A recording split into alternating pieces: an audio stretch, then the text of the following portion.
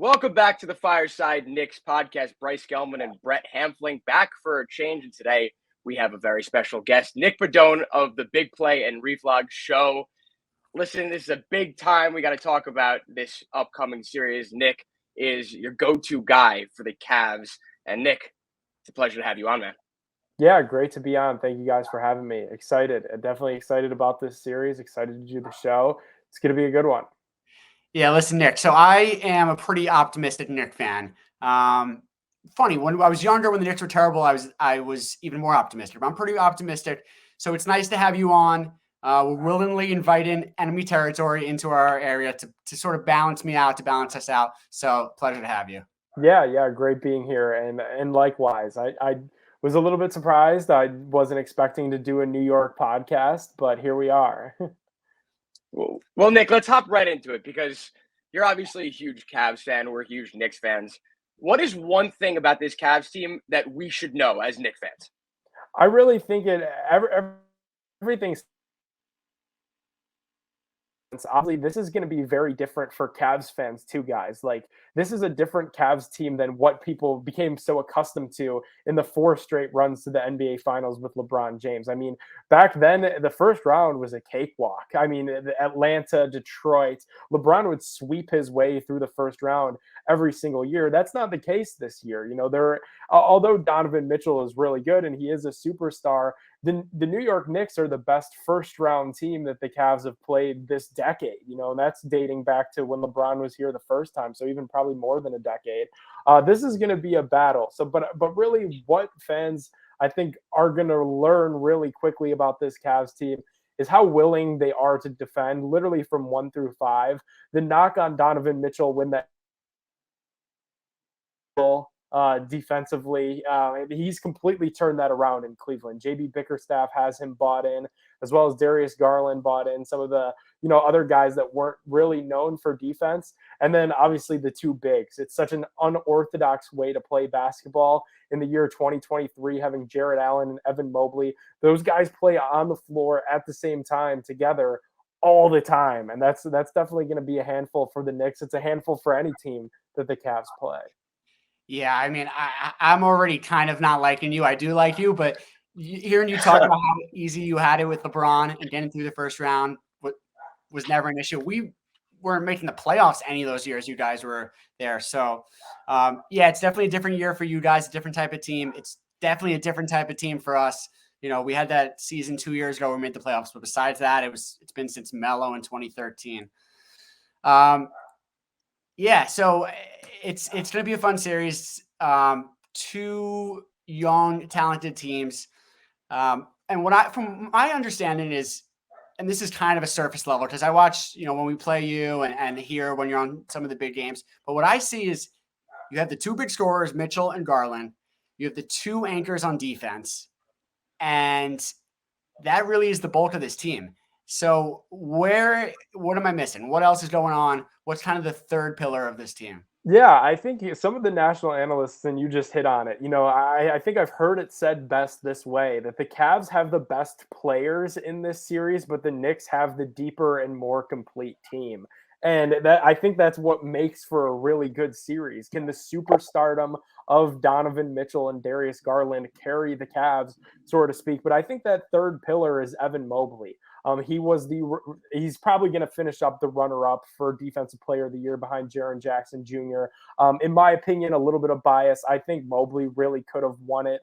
Probably will in a future year. But Evan Mobley scoring the basketball, I think, is going to surprise some people. Now, obviously, this is his first playoff run, as it's Darius Garland's first playoff run. There's a lot of inexperience on this roster, but I do think Evan Mobley could be the guy that really surprises the national audience just because of what he's able to do with the basketball on the scoring side. He's the NBA's leading dunker. He moves and rolls to the rim really nicely.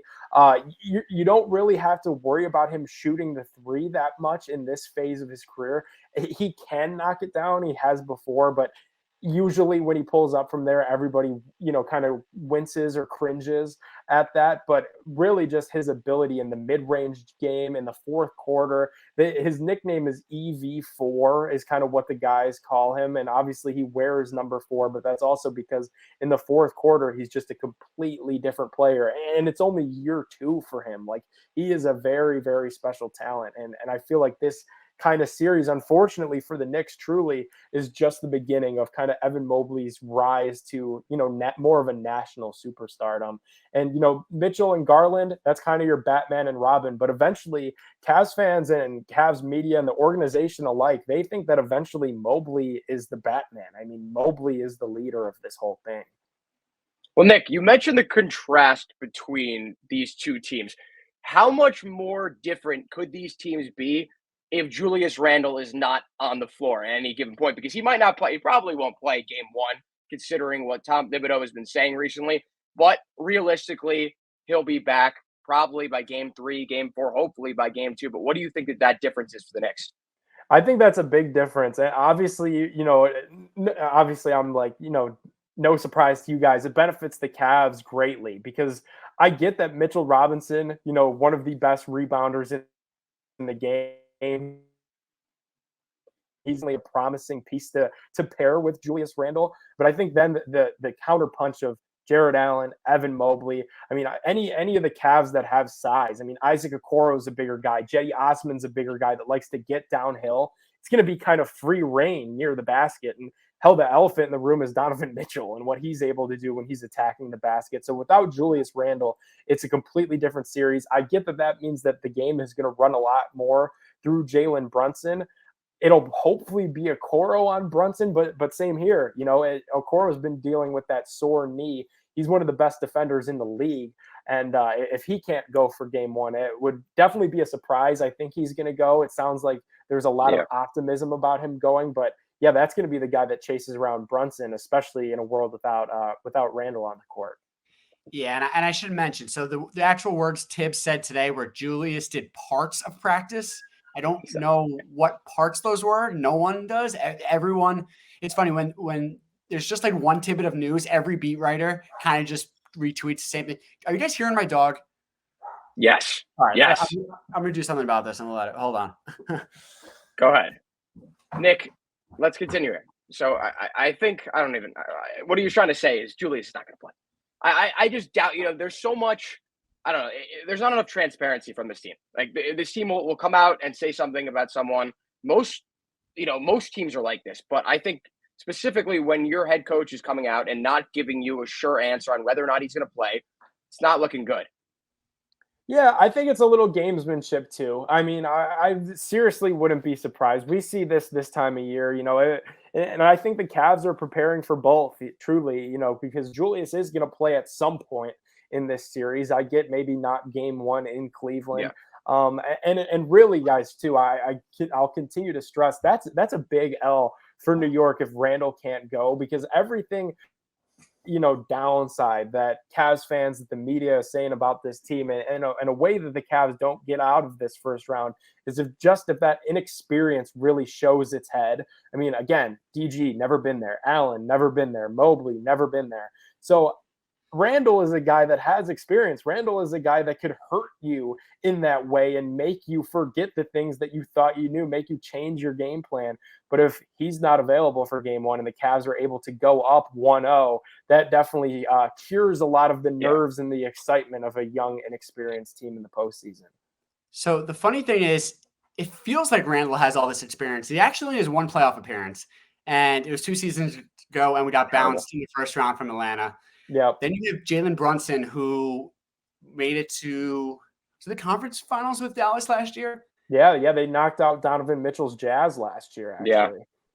And then so you have a couple of guys who were on the team 2 years ago, that first round exit. But really, the Knicks don't have experience either because, Derrick Rose obviously has the most, but he's not playing. And there's something about a bench leader, but he's not on the court. So same here, like Danny Green, like good for bum. vibes, but yeah, he's not going to get in the game. He's a bum. I think Derrick Rose would play significant minutes on your team. I think he'd play at least 15 minutes a game. I think we had him and he didn't. I get that, but you guys traded away most of your depth to get Donovan Mitchell. You still have some solid guys off the bench, but you could still fill a 9, a 10 in your rotation. Yeah, I mean, but come playoffs, that doesn't really matter. They're probably gonna roll with 7 or 8. I mean, and you're outside the starting 5, you could throw a Coro in at the starting 3. You're probably looking at Ricky Rubio and Karis LeVert. Yeah. Maybe you get Jetty Osman, who's won an NBA championship and went to a couple straight finals with LeBron James. Maybe you get a Dean Wade in a certain situation, or a Lamar Stevens. Lamar Stevens is a guy that's kind of crazy. Like, if you guys, if he gets in a game and it's late and things are scrappy, I don't think Bickerstaff goes there, but if he does, I mean, look out. That dude's just locked down. He's scrappy. He'll dive on the ground. He reminds me a little bit of when the Cavs had Matthew Dellavedova a couple years back in the finals run, when he was just on top of the ball. That's what Stevens is. He calls himself the junkyard dog. He was undrafted. He's a little bit of a nut, and I don't think he'll play. But if things get intense and they need him, I mean, maybe they'll throw him in there, and that's when things get crazy for sure. So, Nick, let me ask you sort of a granular technical question. So you mentioned Okoro probably on Brunson. So the Knicks likely, let's just say Randall's going to start. It's going to be Brunson, RJ Grimes, Randall, and Mitch. So Okoro on Brunson. So is Mitchell on RJ there? Who's on Randall? Maybe Grimes. Yeah, probably Mitchell on Grimes. I think, even though he again, and I said at the beginning, he's definitely given a better effort. He's not their best defender. Like, that's just sometimes it just comes down to ability. So they'll try to hide him where they can. Obviously, you're going to have Mobley and Allen handle the duty with Randall. Like I said, Okoro, you'd hope on Brunson, your best defender on their best scorer. And then, I could see a world where Donovan and DG, I think Donovan, probably on RJ just because of the size. DG is small, guys. Like he is legitimately probably 5'11". So I mean, I've covered the team. I'm about 5'8", 5'9" with shoes on, and Darius is not that tall. I mean, he's 5'11", might be a little bit of a slight, but 6 foot, 6'1" for sure. It's about all he tops out on. So definitely just from a size thing, they're not going to want Darius chasing around RJ. Yeah, no. And then, do you think the Cavs would lighten Mobley's load and not put him on Randall because he's such a bruiser and it could be a long series? Do you think Allen would start on him, or you think you just throw your best defender on our best, offensive player? I don't know. I think they switch. I don't think it's as married. I think probably Allen could start, like you said, just with that bruising ability. But like I said, come fourth quarter, they lean on Mobley on both sides of the basketball, offensively, defensively. It wouldn't surprise me late in the game, especially with Randall's ability to shoot on the perimeter. That's really where they like Evan, because he doesn't get rattled. He keeps his feet. He doesn't do dumb things when he has to progress out to the perimeter. So I think come late game, although Allen might have taken a beating on early, I think they would really trust Mobley to chase him around late in a game. I mean, I think if Randall's not playing, Mobley's going to have a field day, just offensively and defensively. Who's the matchup there? It's not Obi Toppin.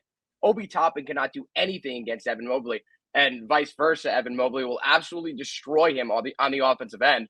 And then you go into looking at whether or not the Knicks are going to start playing two centers, which has not happened all year. Probably won't happen again. So it shows you how important Julius Randle coming back is, even if he isn't going to do a great job on defense against Mobley. But the question remains of whether or not the Knicks could actually win a game or two without Julius Randle in the lineup.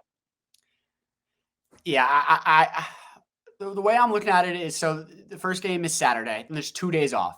Yeah, I think benefits New York. I think there's a chance he sits out Saturday, and then there will be a very likely chance he plays Tuesday. He battled through injuries this whole year. If he's already doing things in practice on an ankle, it means something. Listen, I don't think it's worth talking too much about Julius Randle missing most of the series. I mean, Obi Toppin, while he had a really nice game stretch without Randle at the end of the season, ironically, which he's done his whole career, it's not someone that you want to rely on in the playoffs. Well, Brett, let's look back at 2 weeks ago when the Knicks beat the Cavs 130-116. Julius Randle was not in that game.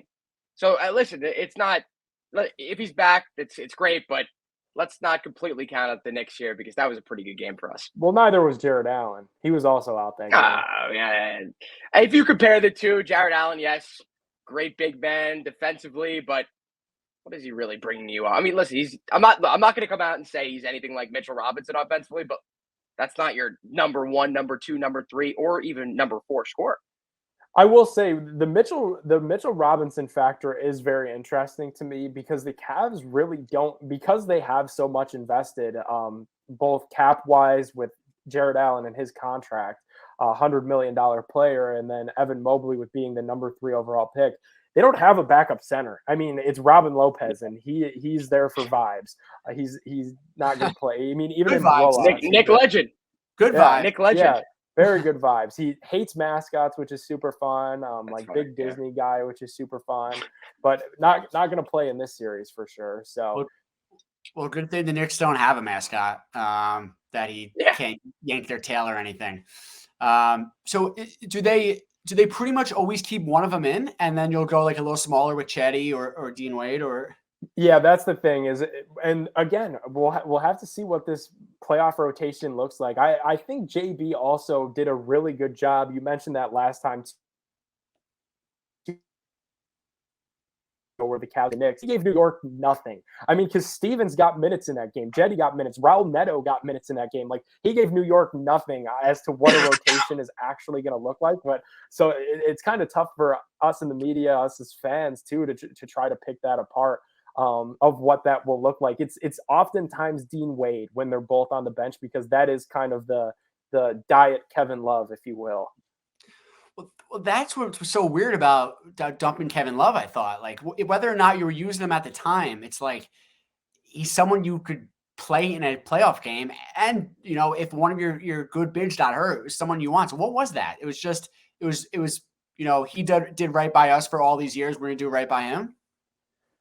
A little bit. I mean, Kevin Love's depart from Cleveland was poetic. In a way, it encapsulated his whole time here, where it was confusing. There was trade rumors. There was always some sort of rift with Kevin Love for nearly the decade that he was in Cleveland. So the way that it ended so strangely and the fact that we still don't have answers is kind of perfect. It's kind of the only way that Kevin Love could have left Cleveland is the same way that he got here, controversially in a trade blockbuster style with the number 1 overall pick in Andrew Wiggins. So to my understanding of it, it was that Kevin Love wanted to play. The Cavs didn't have a role for him. They also knew that a playoff rotation role for him wasn't in the cards. Kevin Love wants another contract after this season. Clearly not going to happen in Cleveland. I mean, just way too crowded. They just extended Dean Wade. So it was kind of just like, all right, we'll buy you out, we'll set you free and go do whatever you can do. And at the time, there was people that were nervous. Maybe the first round matchup was going to be the Heat. You're going to have to play Kevin Love in the Heat. For whatever reason, and Kevin Love had battled serious battles, some more than others, a ton of injuries when he was here in Cleveland. But it feels like whatever happened with this hand injury, it's really set him back. I mean, he's not the same player that he was even now with the Heat. Like he's kind of washed. It's kind of crazy to see, and it's kind of sad to see because he almost won 6th Man of the Year last year. Just a really steep fall off, and I think it all really started with that hand injury. All right, Nick, let's round this one off by going back and forth here. All right.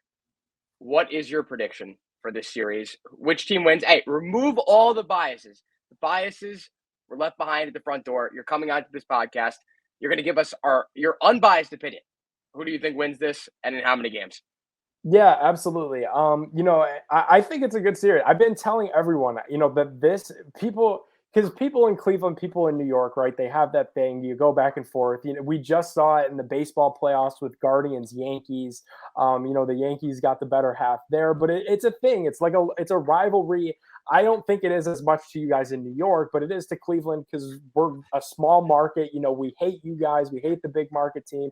You have all the money. You have all the stars. You have Spike Lee that's going to be courtside. Who do we have? MGK.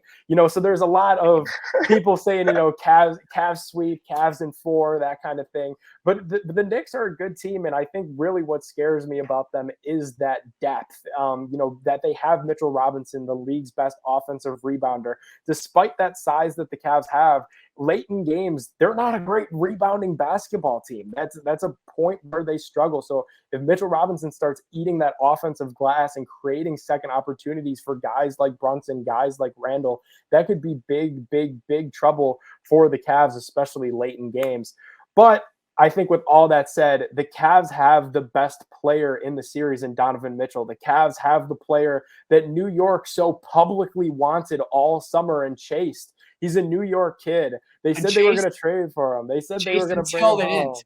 Yeah, and then thankfully they didn't. Thankfully, it all fell apart. I don't know if it's that simple, Bryce. No. That package, not happening. After what? Listen. It's because of what Danny Ainge got. I don't mean to, to go off topic this much. It's because of what Danny Ainge got from the Timberwolves. Basically six first-round picks, that ended it right there. And, of course, there's always a Knicks tax.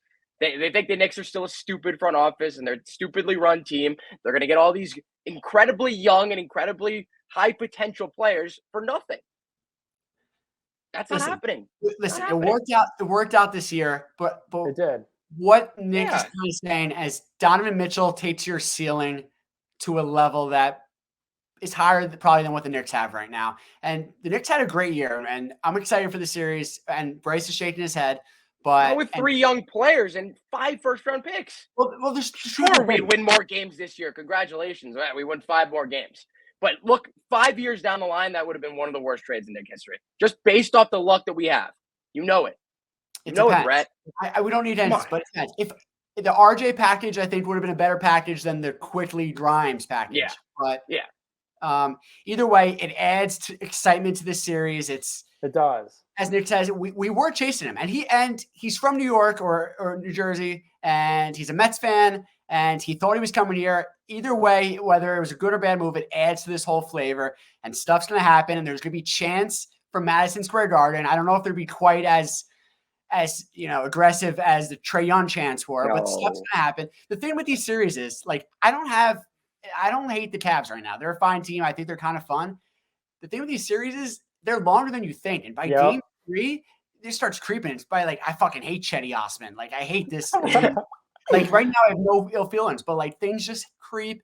And you probably won't like Julius Randle and Quinn Grimes. You'll probably hate Quickly because he's a dog. Yeah, Quickly's good. Do you guys recognize how good Quickly has been this season? He's really good. I was hip to Quickly during his rookie year. I'm a huge basketball fan. I follow the league pretty closely. So, yeah, I don't think Cleveland as a whole really understands how good he is. And same with Quentin Grimes for that matter. But, yeah, I think people are going to find out really quickly. But back to the prediction. That's what makes me think Cavs in 6. Just because the home court advantage is also huge. Having for the lack of experience, I really think having that home court advantage in Cleveland will help them a lot. They played so much better in Rocket Mortgage Fieldhouse all year than anywhere else in the league. I mean, when they went to Orlando and lost, it was like, what are we doing, guys? But then, they blow out some of the league's best teams here in Cleveland. They beat the Bucks with Giannis in Cleveland. I mean, they were just a completely different team at home. So I think having that home court advantage, having Donovan Mitchell, that's what makes me think Cavs in 6. But it's going to be fun and it's going to be close. And I think a lot of these national guys have it right. It's probably the only series worth watching in the Eastern Conference in the first round. Brett, you want to take it? Well said. Pretty well said. It's going to be a good series. The Julius Randle thing, we don't have to rehash, but it's a big thing. Yeah.